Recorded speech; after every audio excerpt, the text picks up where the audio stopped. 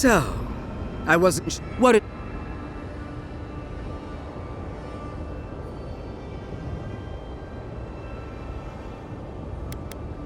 You think... Glad. Let's fit. You... Once... You're god of play! We are every seed in the soil. We will always grow.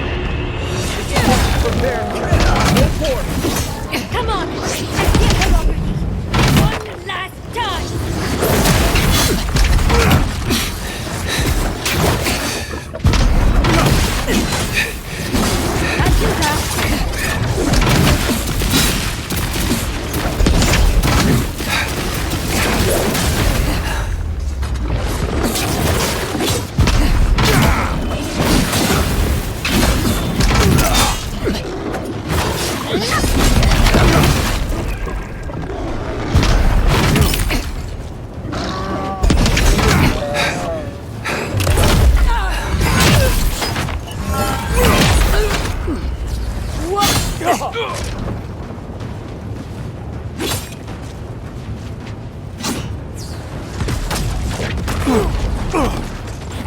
Worth and wrong!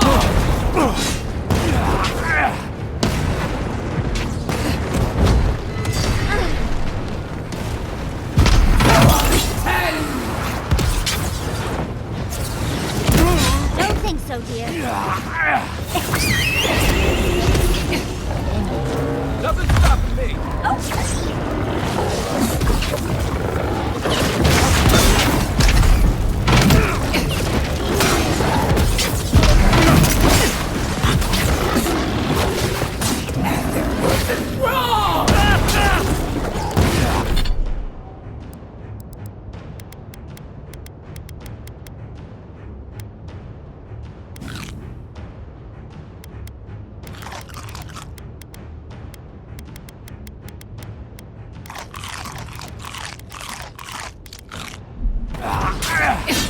You all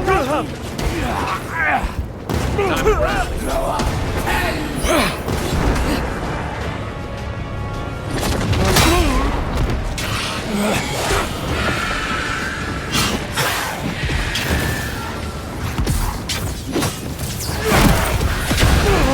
There's nothing there. Just a minute.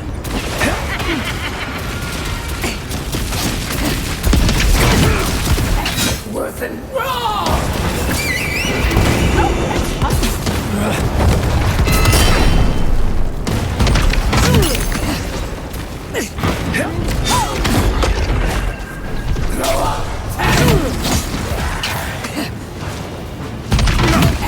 Worth and wrong!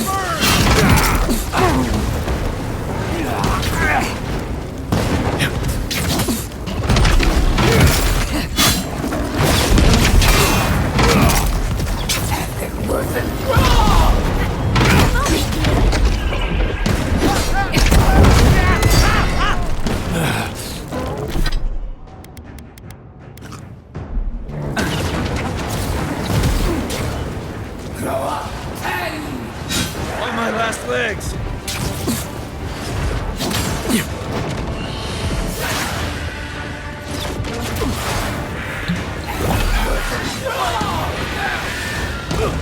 Back on my feet. Coming for your ride!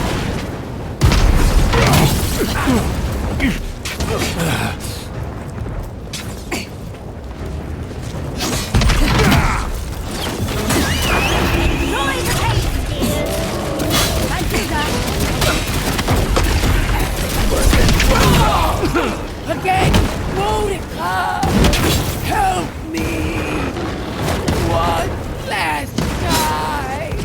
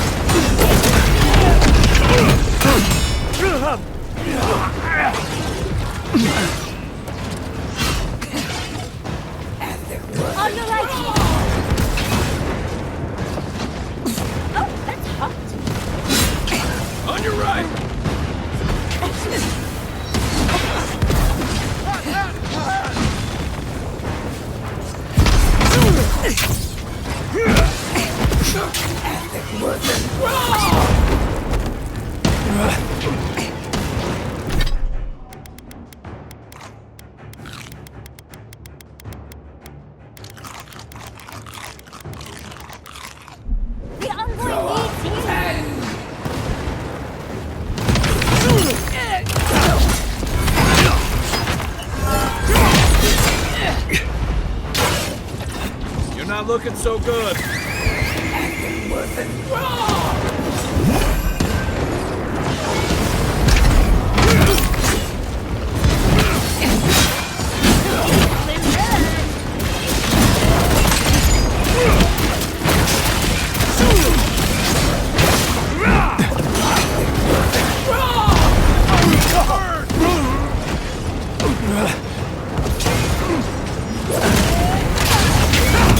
The left.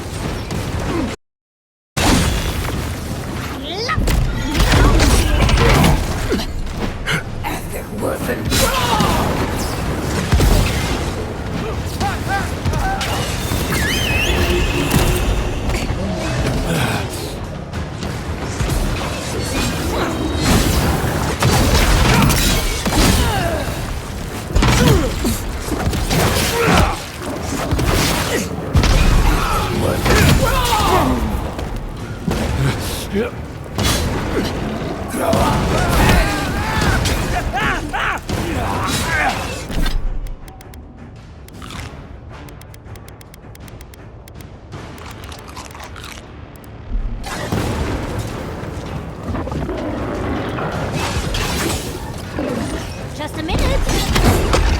Watch this.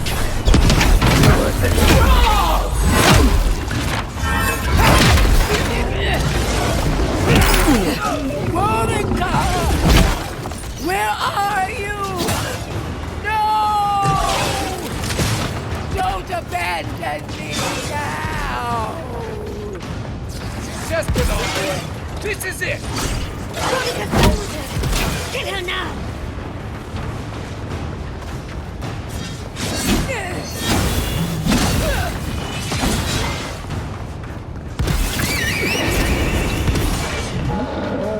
Try.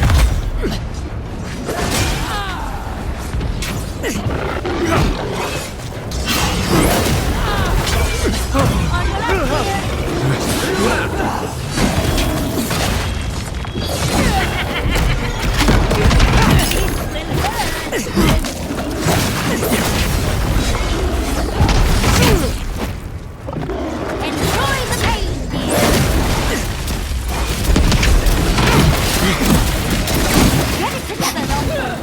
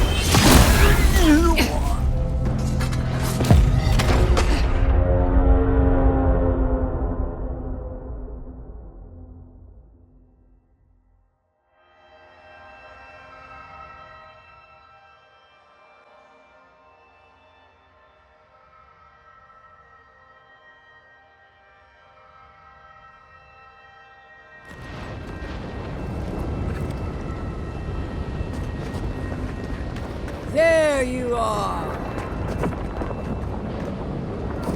So, I was... What... You think he... Her?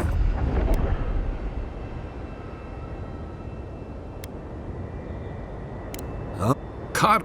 The only... Somebody... I... If...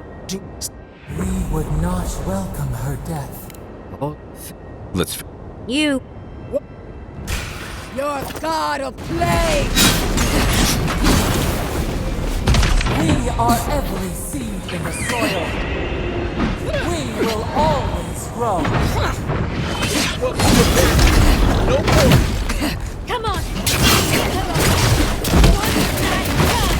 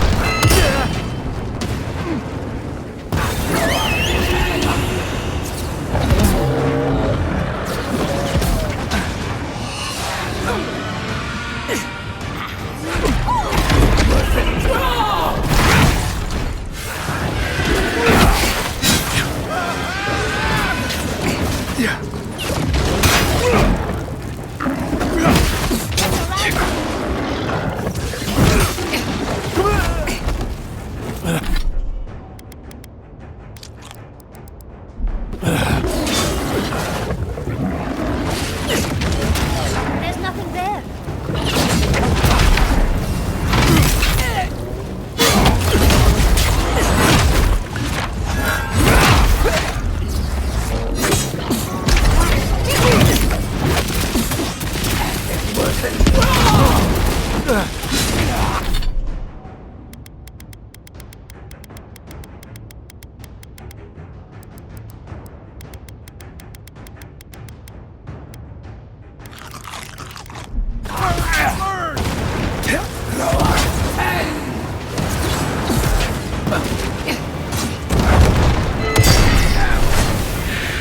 Back on my feet.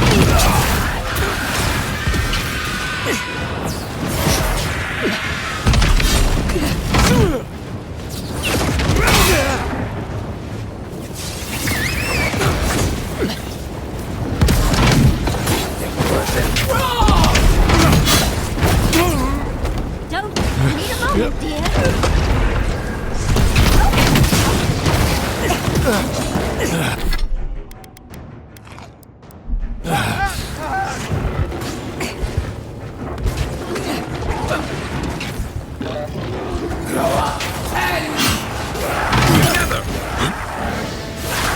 I need my space.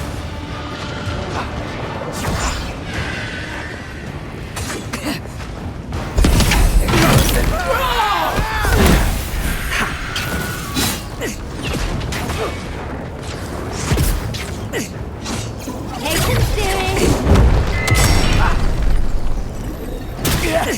Again! Won't it hurt? Help me! One last time!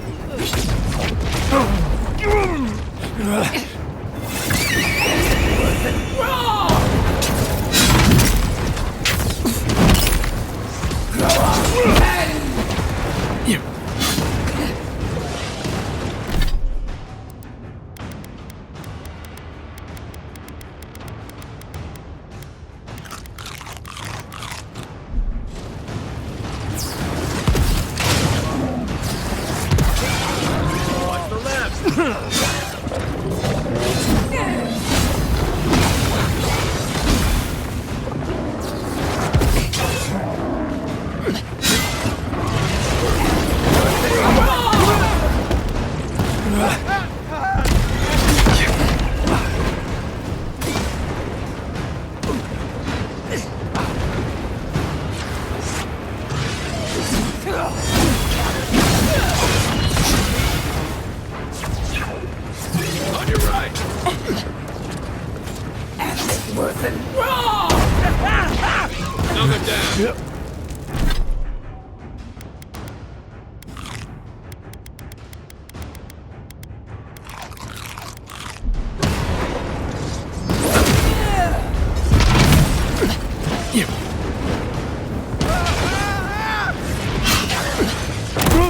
Another wrong one.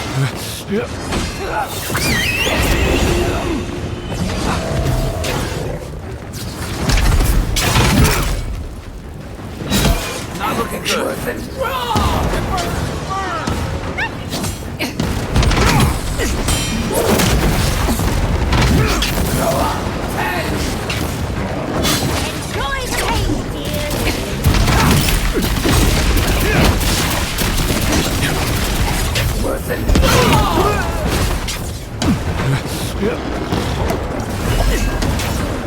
Watch your back.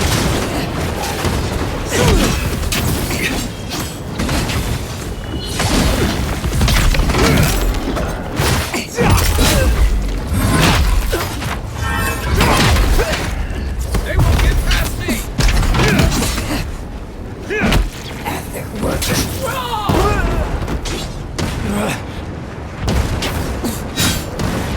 Right flank! Patience, dearie.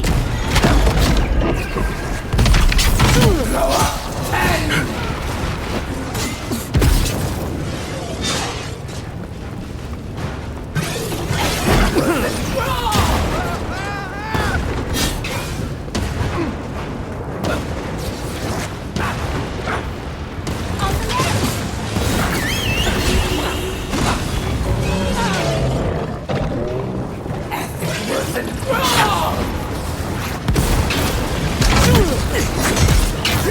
There's nothing there.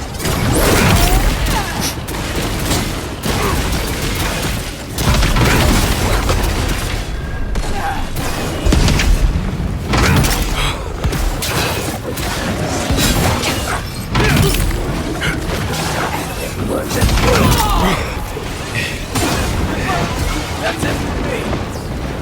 Back in the fight.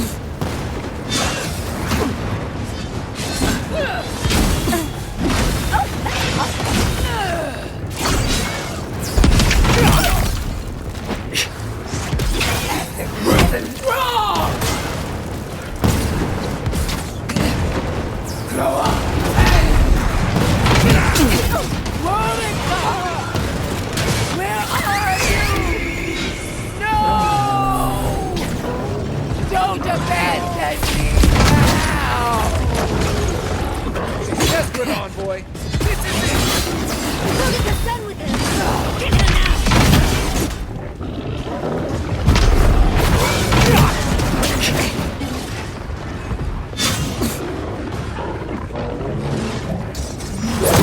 Felt that one!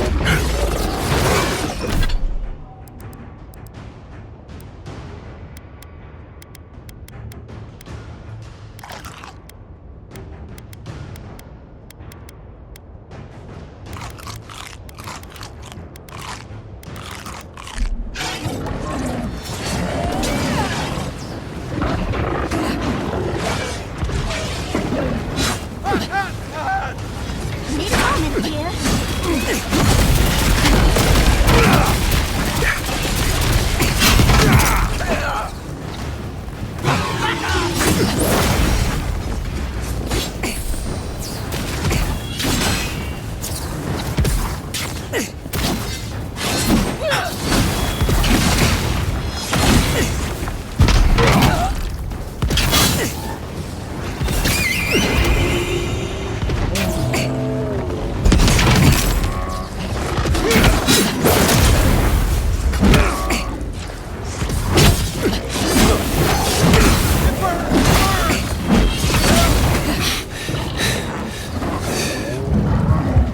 Back in the fight.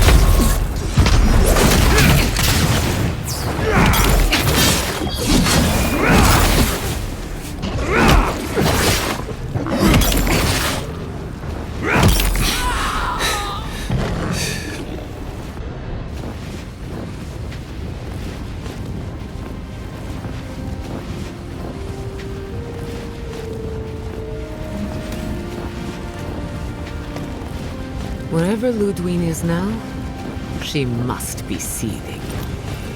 Of course, we'd be happy to kill her again, if needed. She's done for. But we're not. Whatever's next, we'll face it. Together.